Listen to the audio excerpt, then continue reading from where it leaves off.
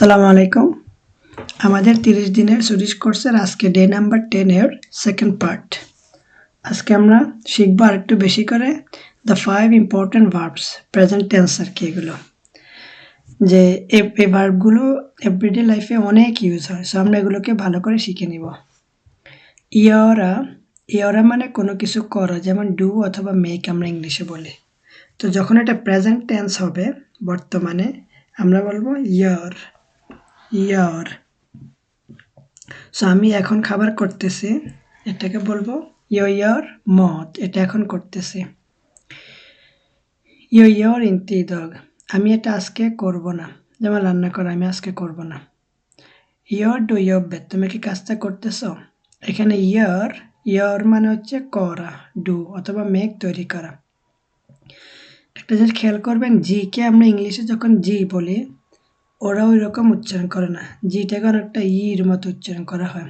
যেমন ইয়ার হবে ইয়ার, মানে এটা গোর হবে না। ইংলিশে আমরা হয়তো উচ্চারণ করলে হয়তো গার, ওরকম হবে না, এটা হবে ইয়ার মত।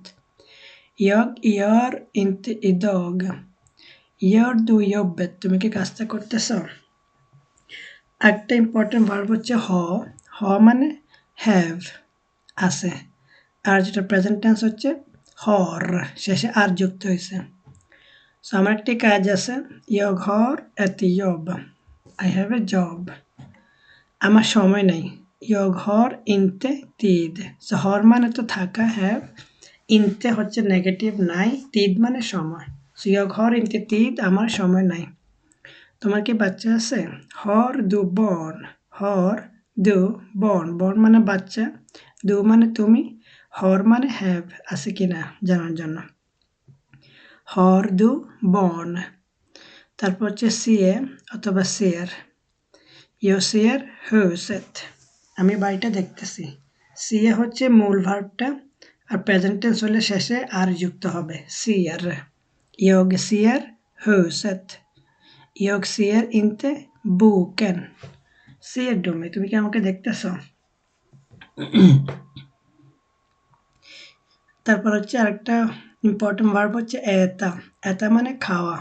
আর যখন আমরা প্রেজেন্ট টেন্স করব শেষে যুক্ত হবে ই এর, এতের। ইয়গ এতের লঞ্চ, আমি লাঞ্চ করি। ইয়গ এতের ইনতে সত, আমি মাংস খাই না। এতের দু হেম্মা, তুমি কি বাসায় খাও? এতেরও হেম্মা। সো এটা উচ্চারণ হবে এতের। এর উপর যখন দুই ডট থাকে তখন এটাকে আমরা বাংলায় অনেকটা বলি যে ওটার মতো উচ্চারণ হবে। সো ইয়গ এতের লঞ্চ, ইয়গ এতের ইনতে সত। আচ্ছা, গো মানে যাওয়া, ইয়গ গোর হ্যাম, আমি বাড়ি যাচ্ছি। ইয়গ গোর ইনতে till jobbet, আমি কাজে যাব না। গোর ও নো, তুমি কি এখন যাবে? এখানে একটা জিনিস খেয়াল করবেন, আমি আগে বলেছিলাম এখানে যে জি কে ওরা অনেকটা ইর মতো উচ্চারণ করে, কিন্তু এটা আবার সবসময় নেই। যে এখানে দেখেন, এখানে হবে ইয়ার, এটা গোর হবে না, কিন্তু এখানে আবার ইয়োর হবে না, এটা হবে গোর। তো এটা একটা রুল আছে, কখন জি কে আর কি জি বলা হয়, কখন জি কে ই বলা হয়, এটা আমরা পরে শিখবো। বাট আপাতত এভাবে শিখে নেন, এটা উচ্চারণ হবে গোর, আর এটা হবে ইয়ার। ইয়ার মানে করা, গোর মানে হাঁটা, গো অথবা ওয়াক। আর এখানে একটু স্ট্রেঞ্জ, যেমন এই যে সৎ, এটা যদিও কে দিয়ে লেখা, কিন্তু এটা কথ হবে না, এটা হবে সৎ, তালিবাসক সৎ অসৎ, এটা এভাবে উচ্চারণ করা হয়। আচ্ছা, আমরা নেক্সট পার্টে যাই।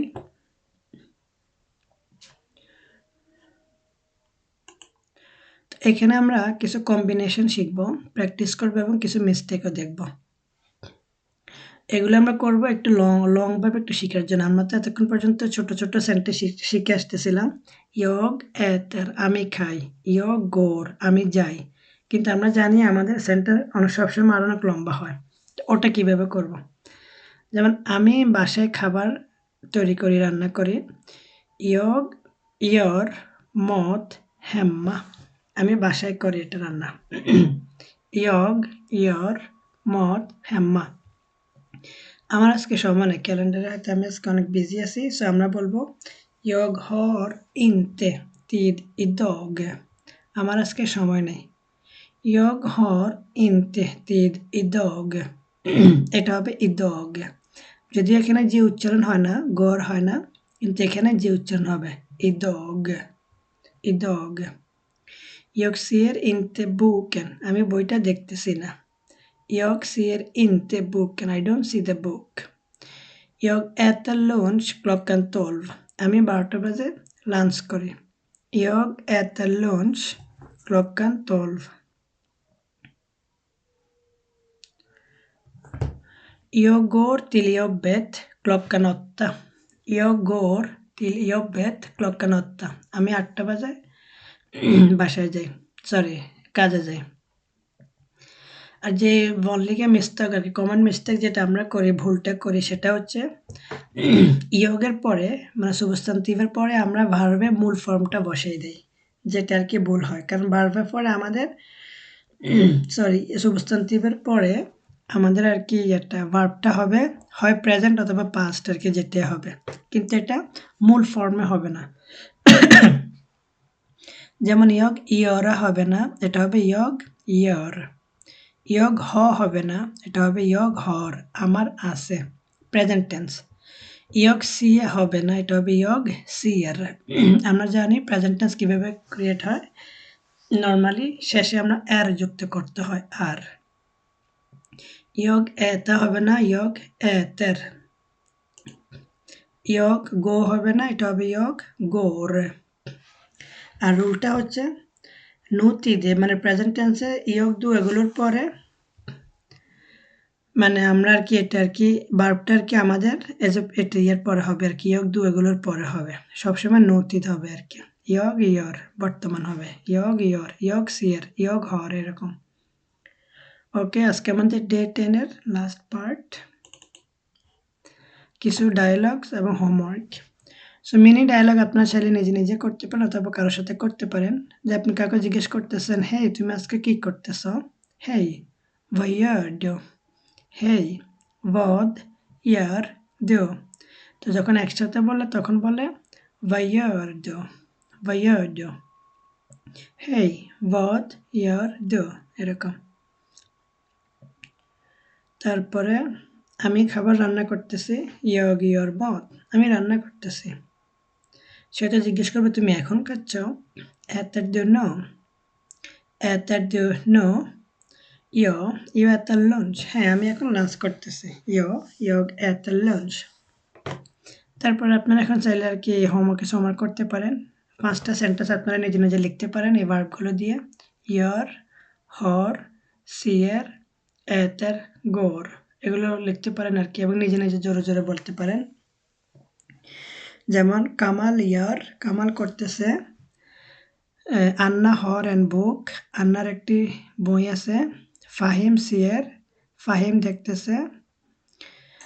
হুন এতার, সে খাচ্ছে। দম গোর, তারা যাচ্ছে। এরকম আপনারা নিজে নিজে কিছু সেন্টেন্স ক্রিয়েট করতে পারেন। তো আজকের লেসন এটাই, আপনারা প্র্যাকটিস করুন, রিপিট করুন। টুমরো দেখা হবে আবার নতুন টপিক নিয়ে ডে 11-এ। সবাই ভালো থাকবেন। আসসালামু আলাইকুম।